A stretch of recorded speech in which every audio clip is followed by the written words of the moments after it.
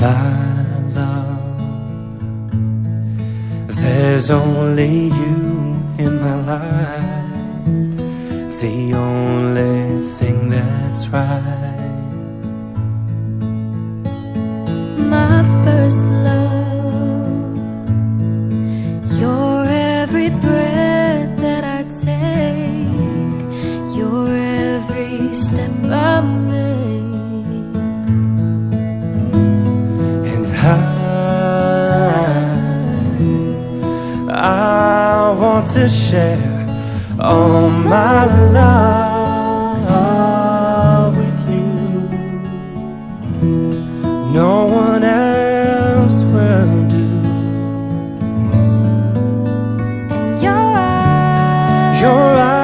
Your eyes, they tell me how much you care. Oh yes, you will always be my endless love.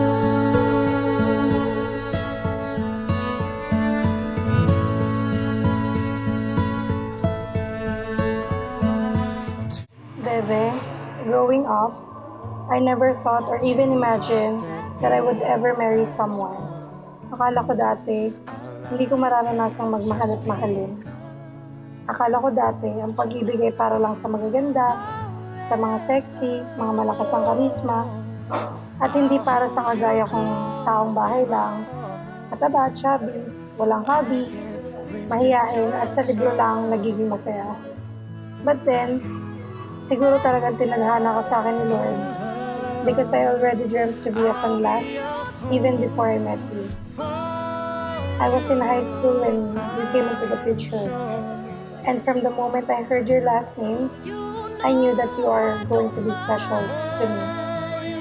Di na may kaila noon pa man. And the rest were wonderful history. So today, as we enter a new chapter, making new memories, na hindi lang tayong dalawa, gusto kong malaman mo na masaya ako sa'yo noon, kahapon, ngayon at bukas.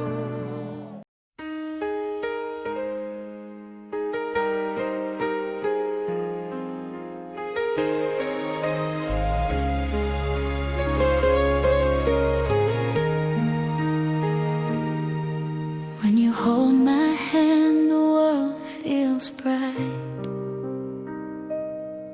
Every shadow fades into the light. Your love's the melody I can't let go.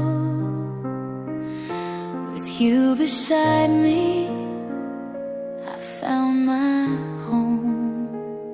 Through every sunrise, through skies so free, my heart belongs to you.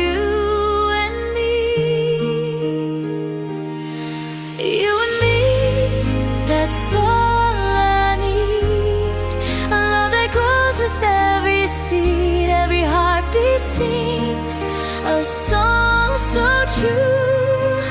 My soul will always return to you. You and me forever indeed.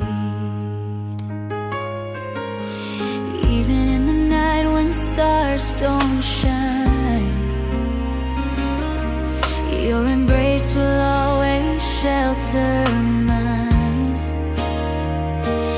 Every whispered word feels soft, divine. Your soul forever is tied with mine. Through Ang marriage daw ay nangangahulugan ng special na kontrata. Sabi niya, marriage is an special contract of a permanent union. to you and me, you and me, that's all I need. A love that grows with every seed. Pauline, mula una kitang makilala, alam mo na agad na ako ang mapapangasawa mo. Kasi ikaw lang ang unang lumapit sa akin noong unang araw natin sa high school. Hindi ko alam kung naawa ka lang sa akin dahil wala akong kausap or napagkamalan mo lang akong sad boy.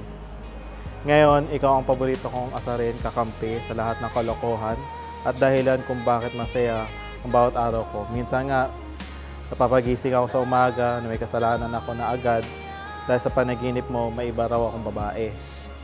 Pero ayos lang, nasasanay ako mag-sorry kahit wala akong kasalanan. Pangako ko, lagi akong magiging number 1 fan mo, personal angkas driver, yaya, tagaluto kapag tinatamad ka. Pero sana, kapag natapos ko na lahat ng gawain sa bahay, baka po pwede maglaro ako ng PC games na uninterrupted. Pangako ko, Lynn, mamahalin kita kahit kunin mo na lahat, kumot at kahit wala na akong space sa higaan, kasabay mo pa sumiksik si Nami at sa darating nating baby sa higaan. Okay lang, masaya ako, nakadikit ang mukha ko sa pader, basta katabi ko lang kayo. Pero higit sa lahat, pinapangako ko na araw-araw kita pipiliin. Ikaw ang pinakamagandang desisyon na gawa ko sa buong buhay ko. Kahit parang asot pusa tayo kapag nag-aaway, mas pipiliin pa rin natin magbati kaysa magtagal ng tampuhan. Salamat dahil kahit ilang beses nating magbantaan na hiwalay na tayo, sa huli tayo pa rin magkasama habang buhay. Pauline, mahal na mahal kita. Sa 8 bilyong nakasilong, ikaw ang aking nakasalubong. Ating awit ay iginuhit ng langit, at araw-araw napapatanong, paanong natupad aking pulong, kung bakit sa tulad ko'y napalapit. Paano nangyari sa'kin na patingin sa libong-libong mga bituin? Di ko mawaring ikaw para sa'kin. Dalangin kita,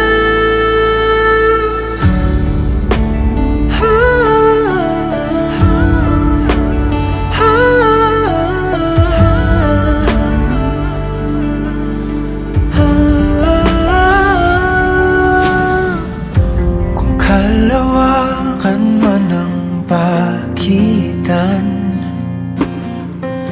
tadhana lamang ay ating sundan. Dahan-dahan sa dulo'y ating tagpuan. Paano nangyari sa'kin na patingin sa libong-libong mga bituin? Di ko mawaring ikaw para sa'kin. Dalangin kita, di na ka lang darating.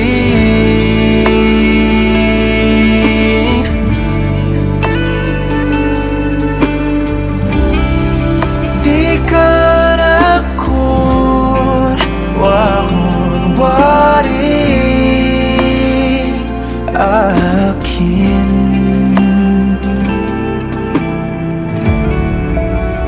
Paano nangyari sa'kin na patingin